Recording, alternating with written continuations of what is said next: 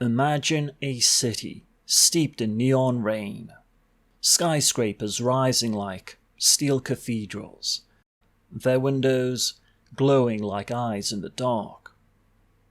A lone figure dives from the heights, her body a seamless fusion of flesh and circuitry, vanishing into the abyss below. This is Major Motoko Kusanagi in Ghost in the Shell, 1995. A cyborg haunted by the question of whether her soul, her ghost, can truly survive in a world of machines.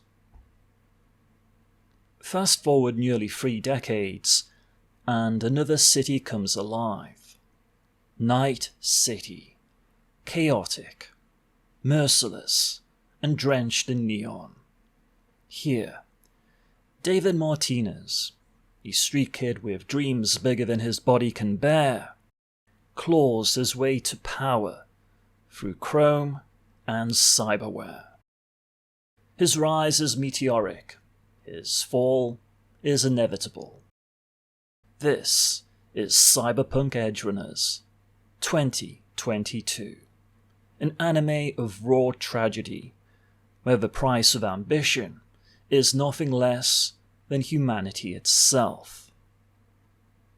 2 works, 2 eras, both bearing the same torch. What does it mean to be human when technology can unmake us or remake us at will? If philosophy gives cyberpunk its soul, then Ghost in the Shell and Edgerunners show us 2 very different answers. In Ghost in the Shell, Motoko embodies a question that is more than human. Her free dive into the sea is a metaphor for plunging into the unconscious, testing the limits of embodiment. And in the film's climax, she merges with the Puppet Master, an artificial intelligence born in the wilds of the net. It is not death, but transformation. Humanity transcending its own boundaries, fusing with machine intelligence, becoming something new. Here Cyberpunk flirts with hope. Technology as a doorway to evolution. But in Edgerunners, the story twists in the opposite direction. David Martinez does not transcend, he deteriorates. Every cyberware upgrade brings him closer to collapse, his mind unraveled by cyberpsychosis. The same implants that grant him strength corrode his soul. Where Motoko looks upward, David spirals downward. His tragedy reminds us that for every promise of transcendence, there is an equal and opposite threat of annihilation. One asks, can we become more than human?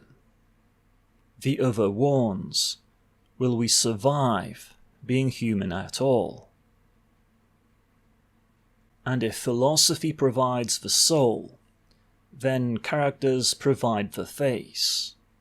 Motoko Kusanagi is the archetype of the philosophical rebel, deadly efficient, yet painfully aware of the abyss inside herself.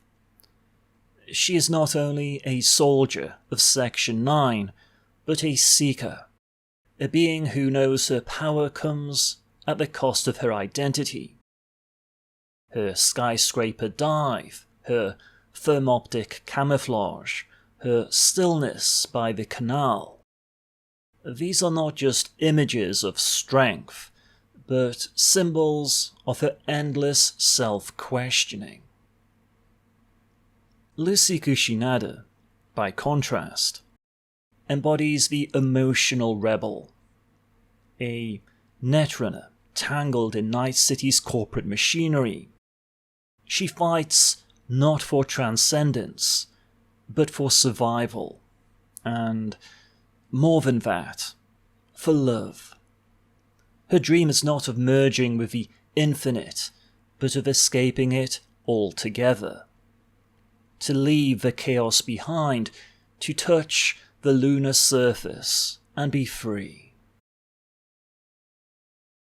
In Lucy's yearning, we glimpse a side of rebellion that is not cold or clinical, but deeply, vulnerably human.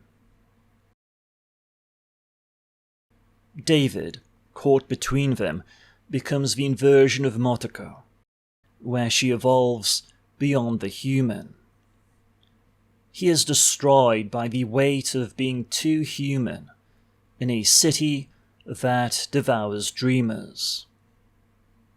Together, these characters mirror one another across decades, each reflecting Cyberpunk's central archetype, the lone soul, half machine, half human, resisting a world that seeks to own them.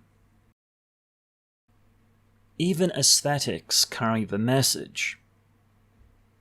Ghost in the Shell, under Mamoru Oshii's direction, is slow, contemplative, and drenched in muted greens and greys. Kenji Kawai's score floats like a hymn, ghostly voices chanting as if from a forgotten cathedral. Its stillness, its silences, force us inward, into philosophy, into reflection. Edgerunners, animated by Studio Trigger, takes the opposite approach. Frenetic, explosive, drenched in neon yellows. Its soundtrack thrums with punk and adrenaline, matching the game world of Cyberpunk 2077. David's Sandevistan speed blitzes, Rebecca's chaotic gunfire. Every frame pulses with energy, matching the immediacy of a generation raised on gaming. One invites you to meditate. The other dares you to feel fast and raw. And yet, both are unmistakably cyberpunk. Two halves of a genre that can be both stillness and storm, silence and chaos. So, how does Edgerunners build on the legacy of Ghost in the Shell?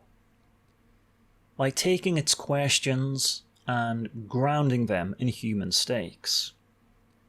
Where Motoko contemplates merging with an AI, David fights to stay whole under the weight of his chrome.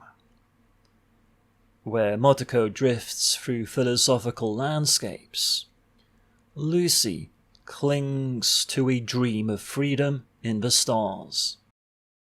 The aesthetic shift, the pace accelerates, but the core remains.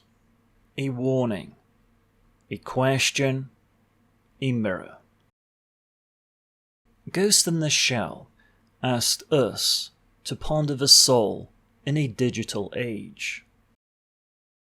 Edgerunners warned us that the soul could be lost in the pursuit of power.